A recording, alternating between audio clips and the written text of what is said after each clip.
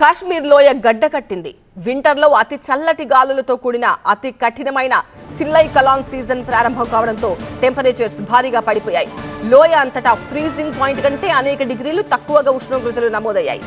Dal lake సహా జలాశయాల్లో నీటిపై మంచు పొరలుగా పేరుకుపోయింది. పైపులు, నల్లాల్లో సైతం నీళ్లు గడ్డకడుతున్నాయి.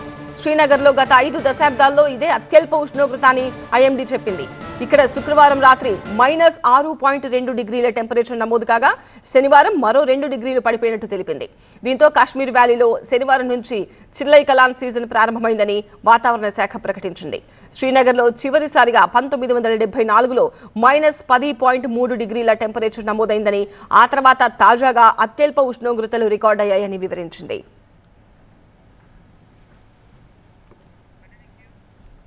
కాశ్మీర్లో ఏటా వింటర్లో అత్యంత చలితో కూడిన 40 రోజుల పీరియడ్ను చిల్లై కలాన్ అంటే మేజర్ కోల్డ్ అని పిలుస్తుంటారు.